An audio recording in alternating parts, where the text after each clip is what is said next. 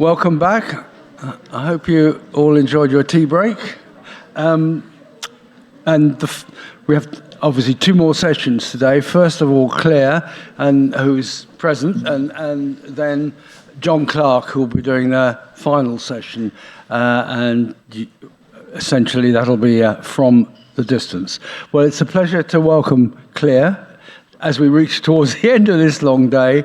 It says archaeology in plain sight was a term I think you used to me. So, Claire, thanks for coming, and thanks for coming to talk to us about it. Thank you very much.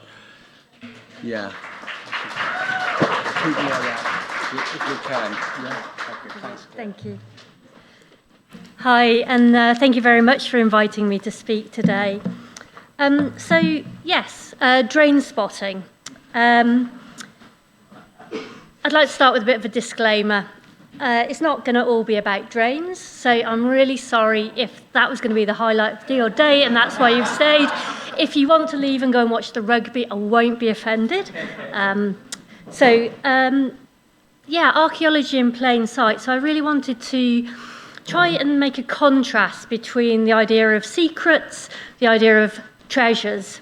So I wanted to talk about the archaeology of the everyday, the archaeology of the mundane, and think about how an archaeology of the mundane might help us reimagine our relationship with the Thames. So I'm going to talk a little bit about, we've heard a lot about loss, and I want to try and maybe think about different ways of thinking about loss. Intertidal archaeologist, and my background, I'm a Paleolithic archaeologist. So archaeology of the Stone Age, I do a lot of work up on the Norfolk coast, working with collecting communities up there. So very much about the idea that you're finding the archaeology because of erosion, because of coastal change on the Norfolk coast. Along the Thames, we're finding archaeology because, again, we've heard about erosion, we've heard about that rapid rate of erosion now. And a lot of the way that we think about these things sometimes can get very depressing when we think about all of that loss, about the rapid change. There's also that kind of slight strangeness of the idea of mudlarking. It's about the release of those objects through erosion. They don't just float around in the water of the Thames, they are being eroded out of deposits, and that's how we're finding them. The archaeology that we're finding on the foreshore, it's because it's being revealed, it's not just suddenly appearing. So there is change, and I think I just want to kind of think about a different way of thinking about it today. I'm going to kind of split my idea, my talk into sort of three parts. Bit of goes to Christmas past, present and future. So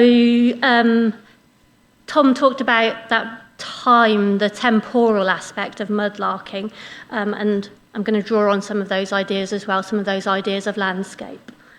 It was really good to hear from Pam about that wide landscape that they've been recording. So let's go.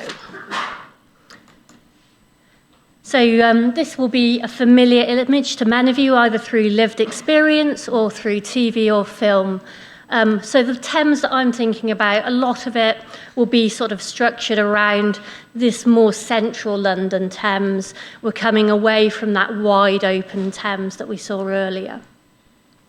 So London's relationship with the Thames can be described as a story of entanglement that spans millennia.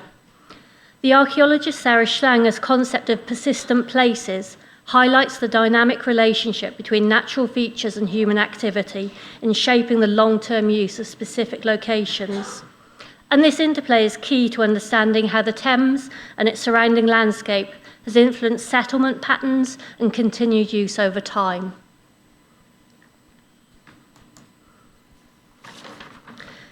So, we've heard about excavations in London, and every excavation in central London reveals the city's deep urban stratigraphy, a layered record of its past.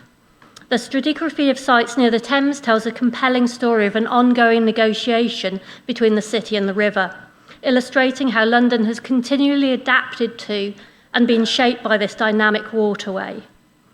Of course, when we think about the Thames, we also think about the tributaries of the Thames and As I'm not talking all about drains, I thought I'd share a very lovely Roman drain with you. So this is from the Valley of the Walbrook. A particularly nice example there. Oops.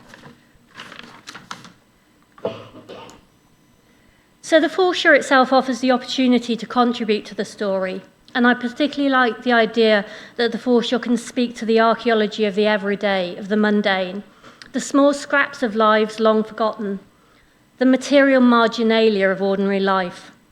As the geographer Forsyth says, they're the echoes of 1,000 ordinary moments, mundane activities and unremarkable routines. So my talk will very much build on a long pedigree. We can see here, going back to Ivanhoe Hume's map of the Thames, I particularly like the river of moving mud. And on that map, we can see the built-up areas of the foreshore. We can see the finds of the foreshore, giving us that idea of landscape.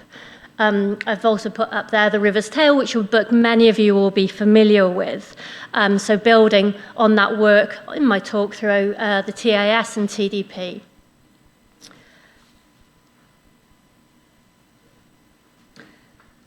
So mudlarking offers an opportunity for other voices, other storytellers, allowing them to contribute to our understanding of the archaeology and history of London. The objects found by mudlarks offer a tangible connection to the past. And this telling of stories through objects can add humanity.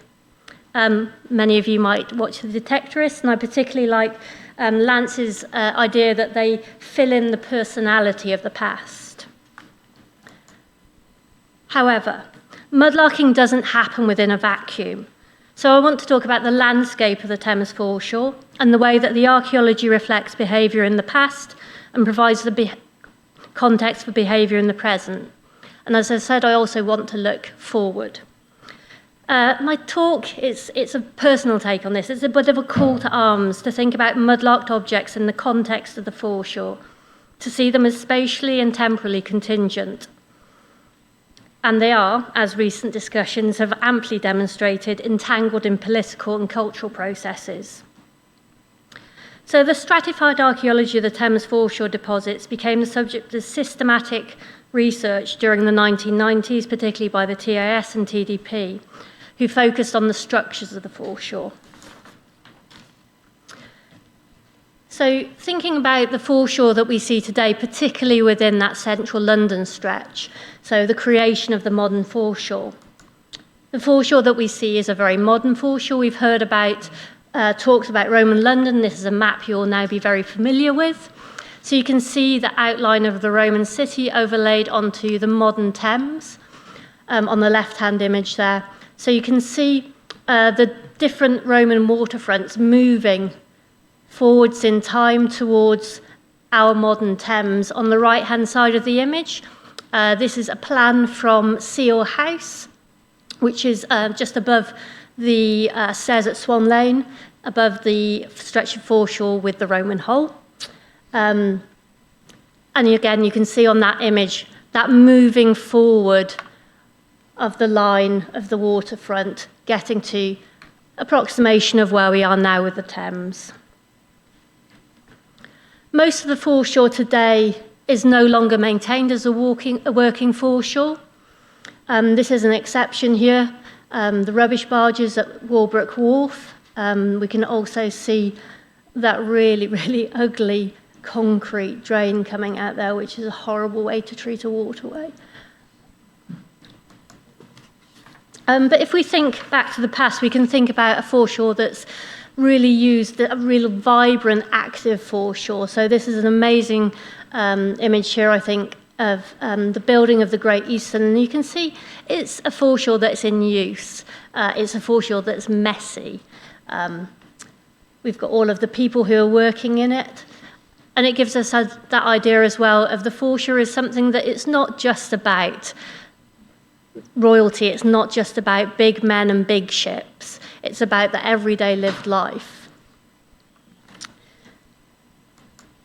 If we move into So we've got sort of around the Queen Hithe area here, and this is an 1850s view, and you can see this real, the use of the Thames here. We've got lots of those posts that we might see now on the foreshore. We can see them actually in use as mooring posts.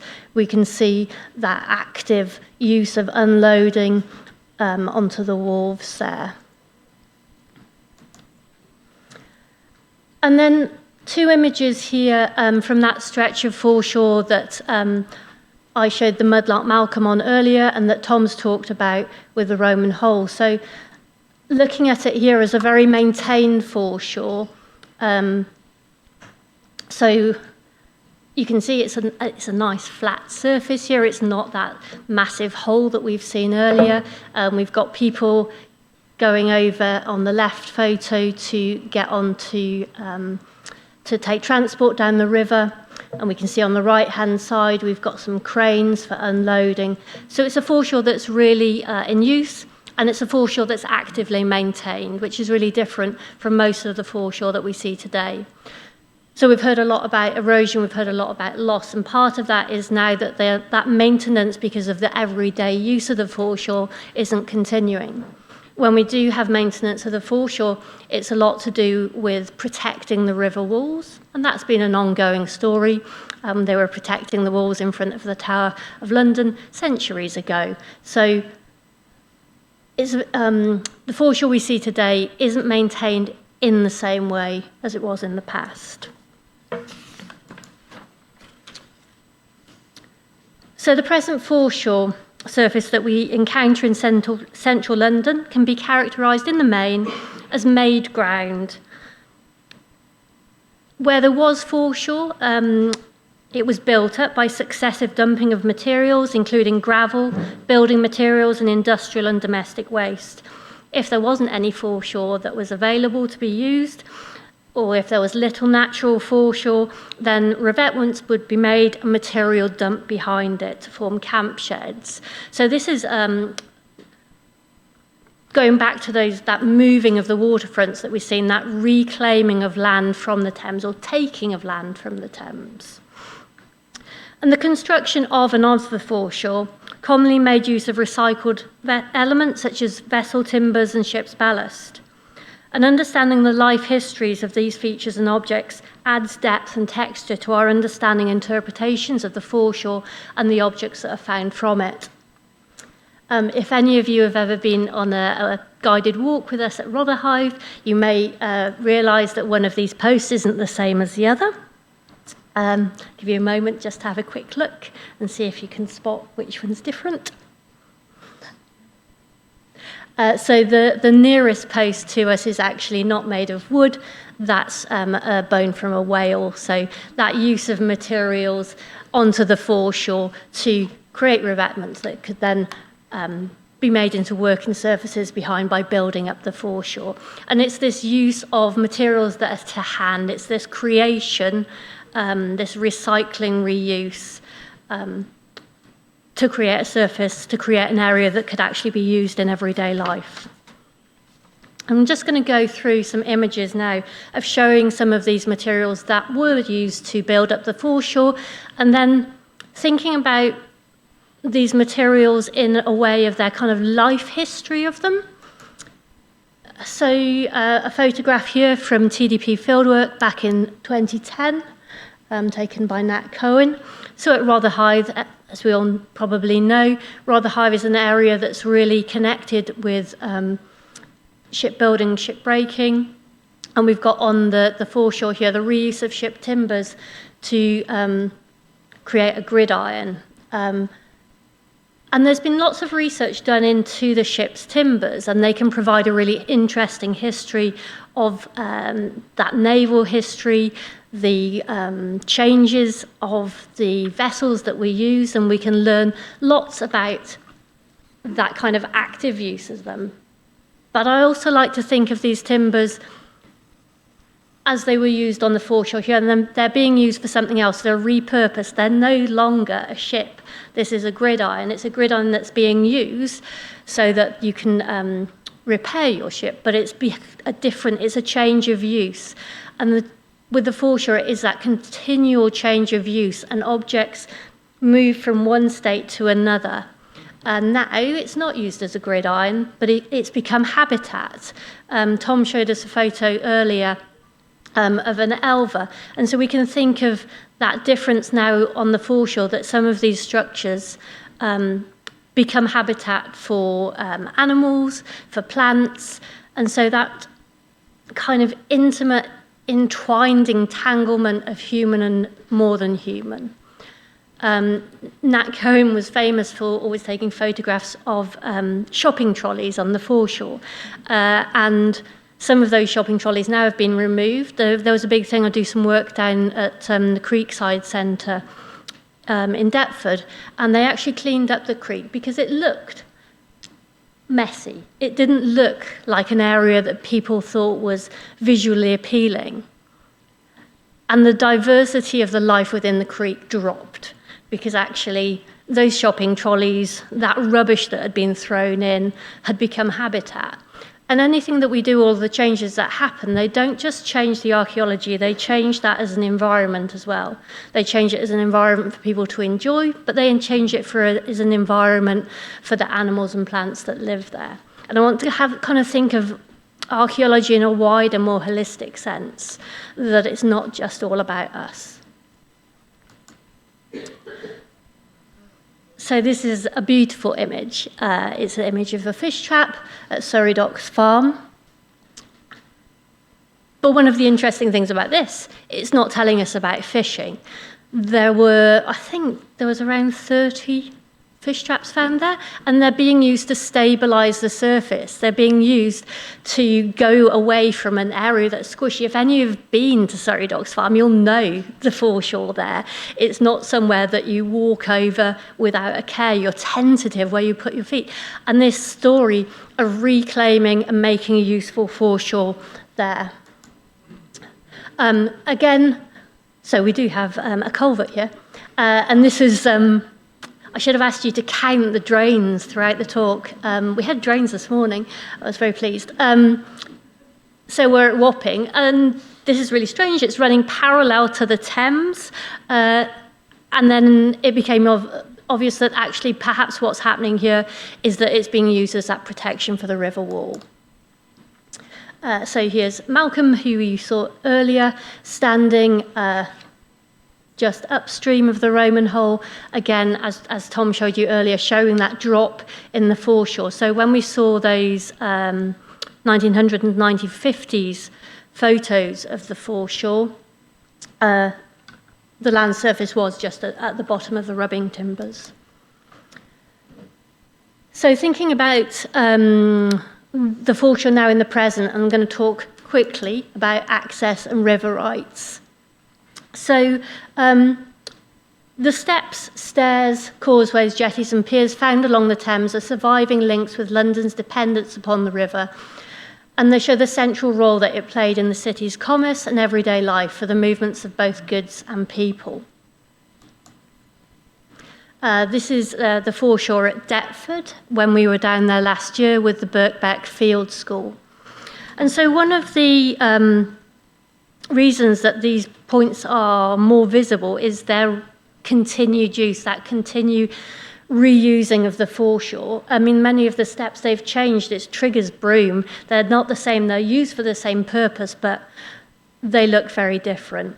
We've got some timbers here on the foreshore that probably are tied to the Royal Dockyard, but they're not actual ship timbers. Something happened, they weren't good enough, maybe they didn't fit the purpose, but they're massive, and they've ended up being used here. We've also got the stakes that are coming down, which are later than them, so moving past them.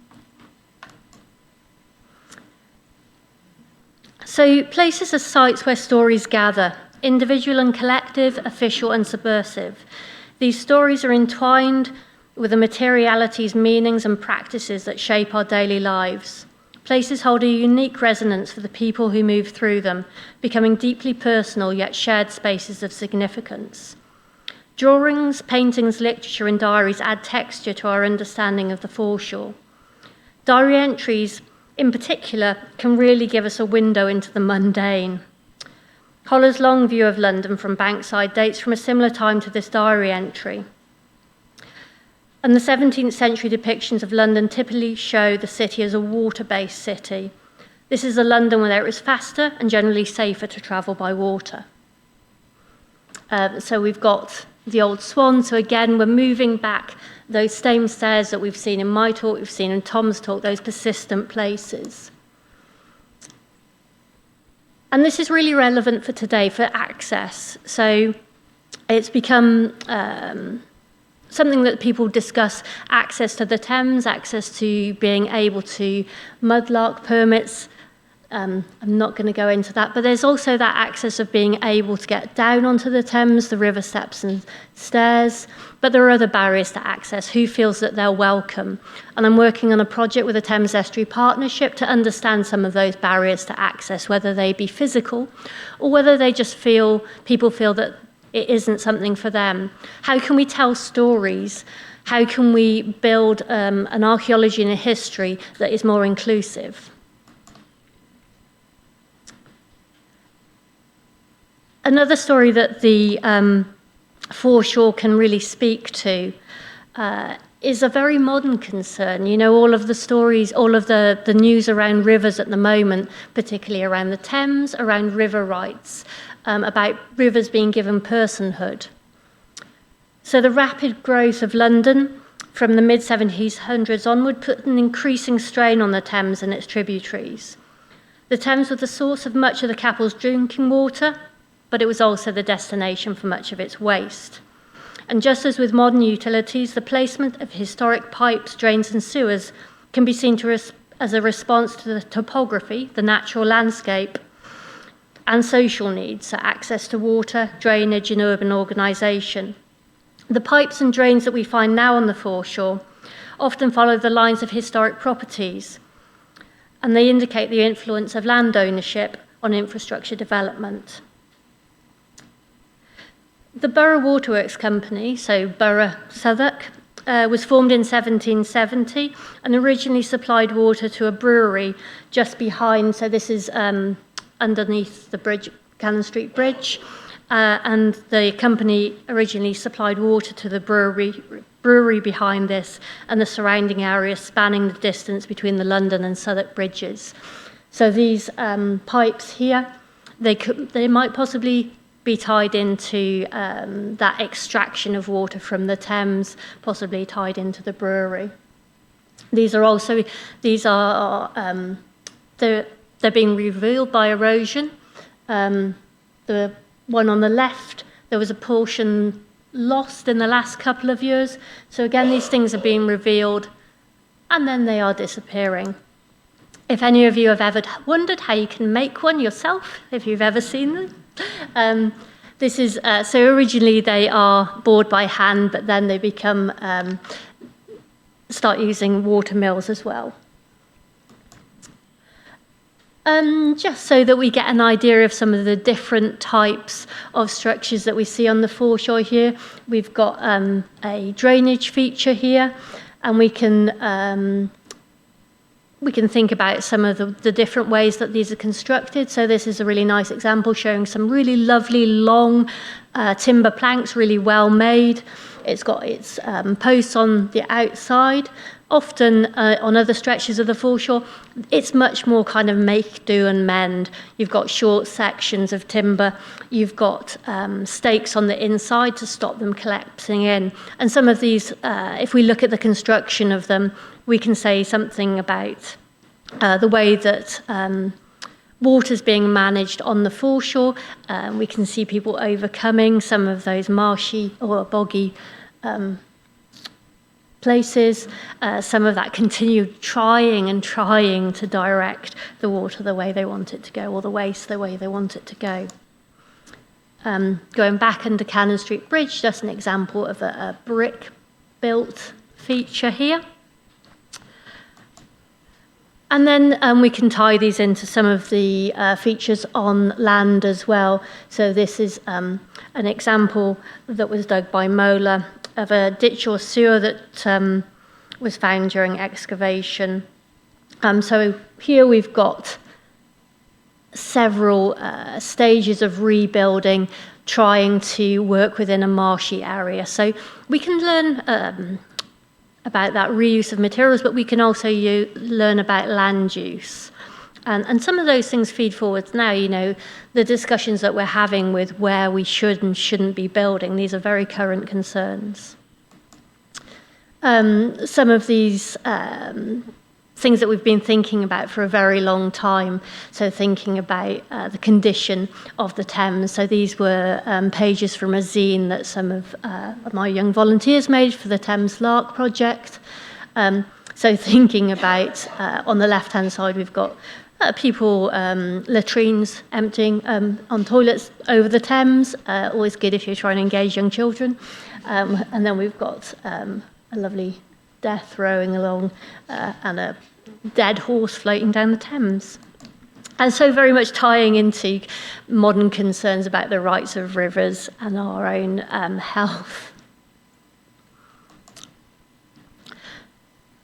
So the Thames foreshore has been an ever-changing landscape. And I know that we have talked about loss, and obviously being able to record the archaeology is incredibly important. But it has been changing and it will change. We're going to have higher sea levels, we're going to have more erosion, we're going to have weather that is increasingly creating flooding. We also have a river that's in use, and whether we have evidence of how that damage is happening, it's an ever-changing environment. So I'm just going to offer some thoughts for the future to try and think about something that might give us some kind of small wins. So I'm going to take you through 3 close-ups of the foreshore. This is the foreshore at the Roman Hole. So we've talked about dumped layers. So we can see here a collection of deposits that include oyster shell, that include ceramic building materials, that include what you might term as natural elements, the pebbles here. We've got sands and silts.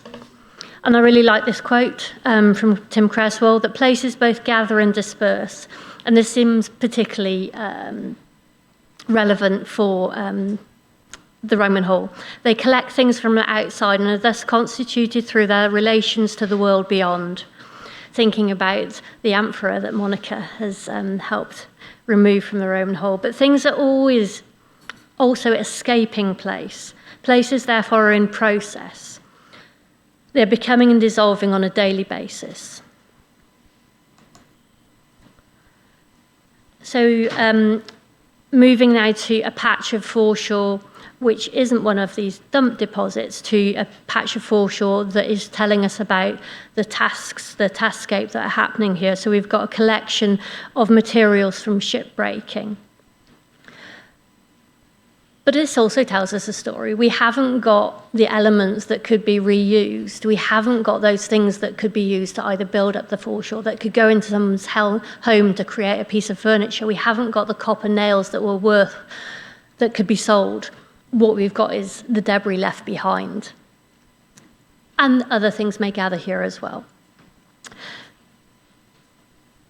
But places are sites where stories gather, those individual stories, collective stories, official stories, and subversive stories. Places gather materialities, meanings, and practices. Understanding the foreshore as a landscape, as a lived landscape, for humans and people, for humans and more than human people, people and animals. You've all listened to Tom's eloquent poetry. Now you've got me late on Saturday afternoon. Sorry about that. There was a point there. So the foreshore, we need to think about it in context, telling us the stories that are happening.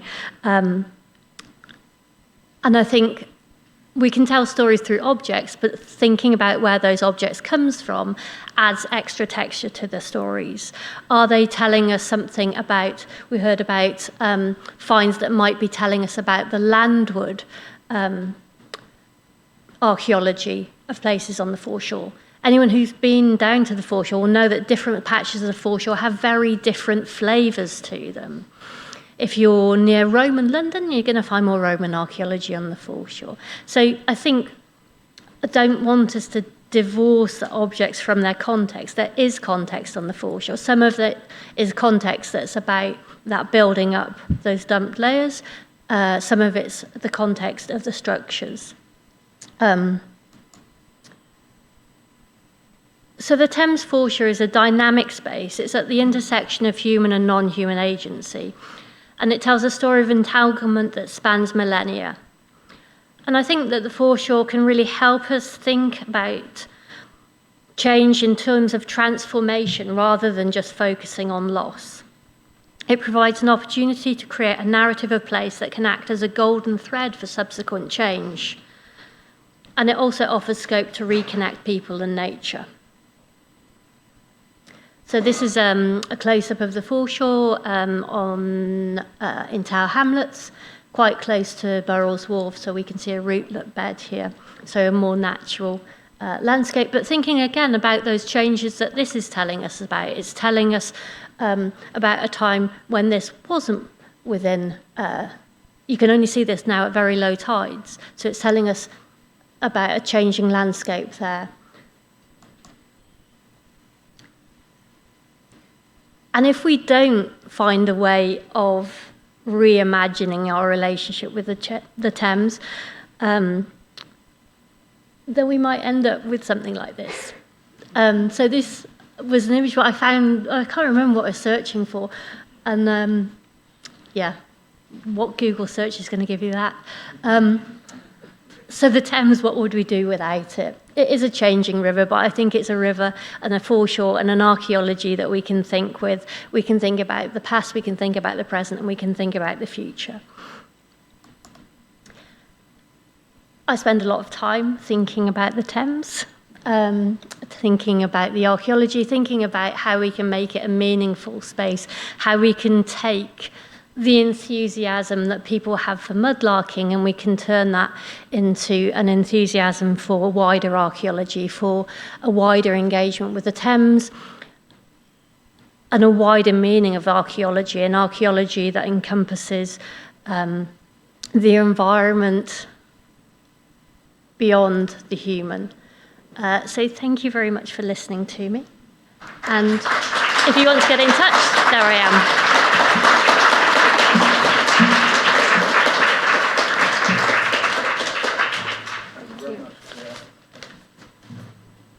Well, listening to you talk made me think about one or two other things on the foreshore, which I won't bore you with now. But I mean, one was when I was studying Chartism as a young student. Every time I read about the foreshore, it was usually a dead body was involved in London. And also, of course, you think about things like the Great Stink of London, and in the days when diseases might, it was presumed that diseases were communicated through smell rather than through the actual water itself. And I did wonder what attitudes were, if there's any been study done on attitudes to the foreshore in periods like the later as it was in the later 19th century or even earlier in that century. Something I might have a word with you about afterwards, but it was a very interesting talk, and I think the foreshore is actually, there are so many elements to it and how we should consider it, and probably archaeology is only one of them, but thank you very much indeed.